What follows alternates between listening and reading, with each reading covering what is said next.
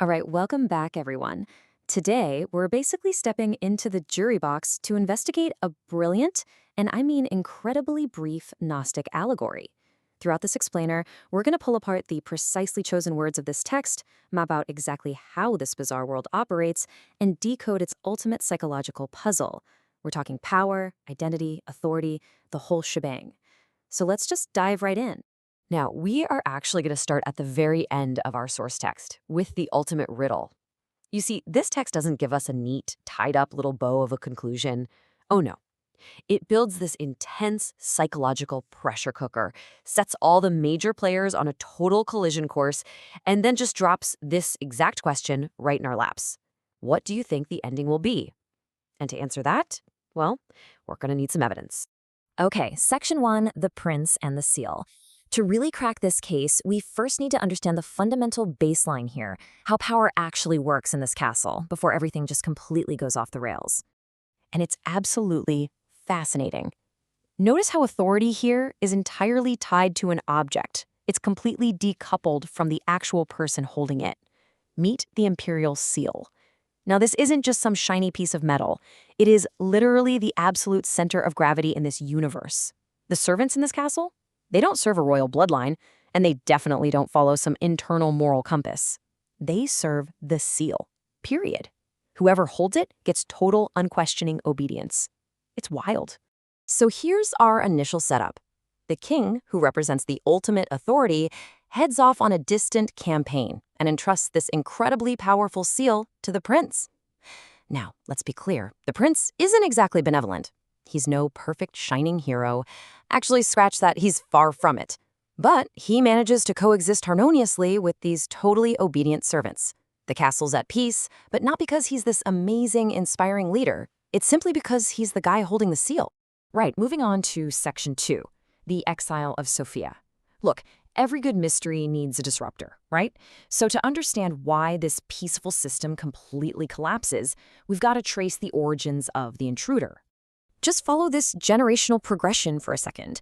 Sophia wasn't some random outsider. She actually started as a minor official right there inside the castle. But then she commits this unnamed transgression, gets exiled to a faraway land, gives birth to an only son, and eventually builds the city of Sophia. It's a classic origin story, really. This banishment lays the deep generational groundwork for her son's eventual infiltration and, well, revenge. Which brings us to Section 3, Rise of the Deceiver. This is the inciting incident of our puzzle, the arrival of Sophia's exclusive offspring, a character known only as the Deceiver. And guys, we are being set up for an incredibly unfair fight here. Let's look at the matchup. On side A, we have the prince. We already know he's not the greatest guy, but he has one massive fatal flaw. He is exceptionally naive. Then on side B, the deceiver. This guy possesses all of his exiled mother's absolute worst traits, specifically extreme cunning and just total shamelessness. It's basically a weapon forged in exile, walking straight into a castle ruled by a guy who doesn't even realize he's in a fight. So the inevitable happens. Leveraging sheer, unapologetic shamelessness, the deceiver executes an absolute masterclass in manipulation. He easily beguiles the naive prince and snatches the imperial seal. Think about that. It doesn't take an invading army or some bloody siege. It literally just takes psychological warfare to separate this naive ruler from the object of absolute power. Now, I want you to notice the terrifyingly fast shift in reality here. The exact second that Seal changes hands, the amiable servants instantly turn hostile. They don't even pause to think about it. They don't show a single ounce of loyalty to the prince they've been living with for years. Instead, they drag him directly into the dungeon. It brutally proves that their loyalty was only ever programmed to that shiny object, not the human being actually holding it. All right, Section 4, the Dungeon of Doubt. The physical locations of our two main characters have totally flipped, and it is having devastating effects on both of their minds.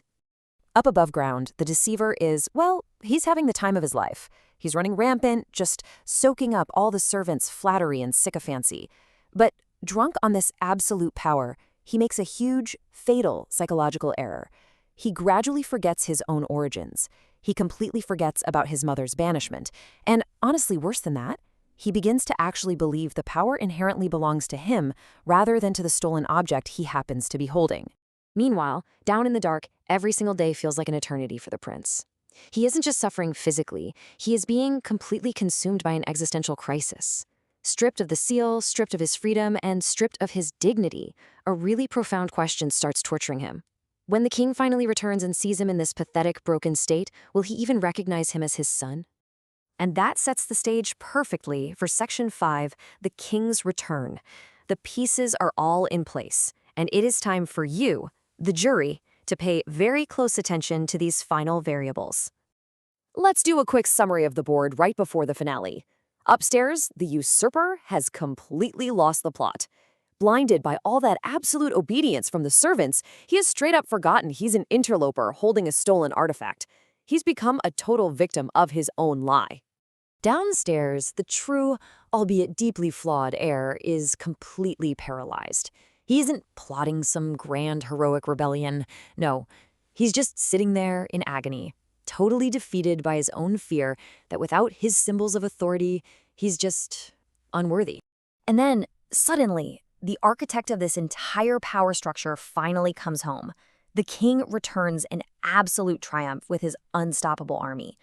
He is this massive, victorious force re-entering a castle that has been turned completely upside down by cunning, naivete, and just blind institutional obedience. Which brings us right back to where we started. You have the deceiver who forgot his borrowed power, the prince paralyzed by existential doubt, and a king returning with absolute overwhelming force. So what happens next? Will the king see through the imposter? Will the servants' loyalty shift back, or are they forever bound to that metal seal? And really, can a leader who lost his dignity ever be recognized again? Take a look at all the evidence we've laid out. Does power truly reside in the person, or just the object they happen to hold? What do you think the ending will be?